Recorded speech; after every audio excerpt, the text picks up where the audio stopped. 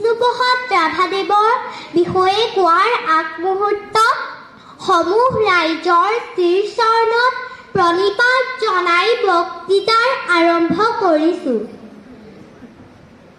ৰ'দালিয়ে ৰ'দ দে সোণৰ ৰেণু ছটিয়াই দে, আলি কাটি জালি দিম বৰ বিৰা পাৰি দিম, তাতে বহি ৰ'দ দে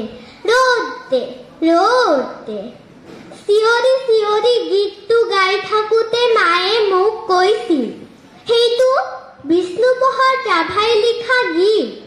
বিষ্ণুপ্ৰসাদনো কোন? মাক প্ৰশ্ন কৰাত মায়ে মোক বিষ্ণুপ্ৰসাদ ৰাভা কলাৰ গুৰু, আমাৰ অসমীয়া কৃষ্টি সংস্কৃতিৰ মৌচাক ৰসাল কৰি তোলা এজন গুণমুগ্ধ ব্যক্তি বুলি কৈছিল। তেখেতৰ বিষয়ে মোৰ আৰু কথা জানিবলৈ মন গ'ল, সেইবাবেই পঢ়িলো বিষ্ণুপ্ৰসাদ ৰাভাৰ জীৱনী।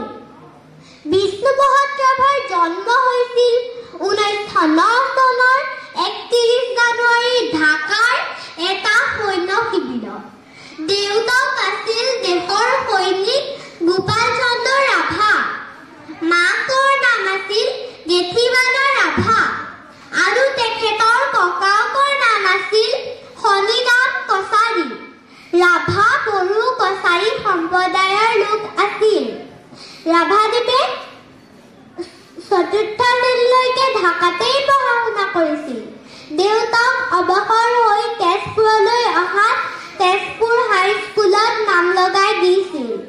বিষ্ণুপ্ৰসাদ ৰাভাৰ 7 বছৰ বয়সতেই দেউতাক ঢুকাল। তেতিয়াৰে পৰা নিজৰ জীৱনৰ কথা নিজে ভাবিছিল। বিষ্ণু ৰাভা এটা নাম নহয়, যেন এটা অনুষ্ঠানহে।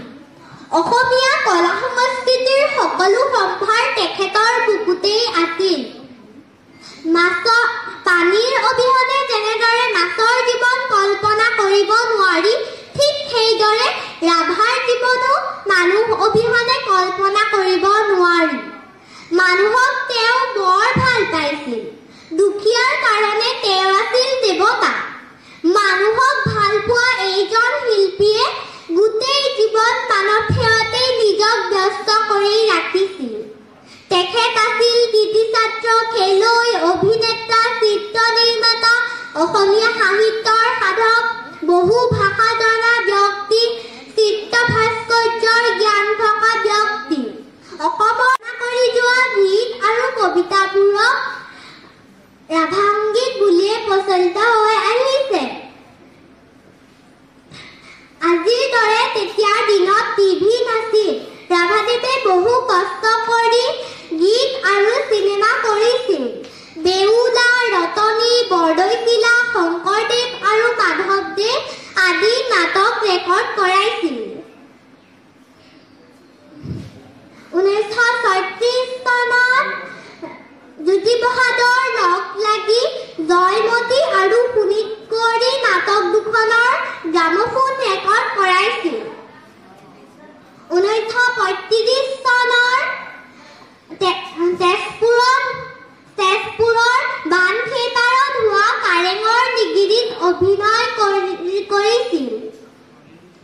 অসমীয়া ডেকাসকলক উৎসাহ দিবলৈ গাইছিল, অ অসমীয়া ডেকা দল, আজি তোৰে তেজাল বুকু মলিন কিয় হ'ল, মলিন কিয় হ'ল।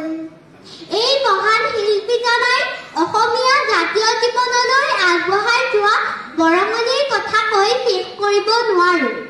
ইমানখিনি কাম কৰিবলৈ তেখেতে শক্তি ক'ত পাইছিল, সেই কথা আমি জানিব লাগিব।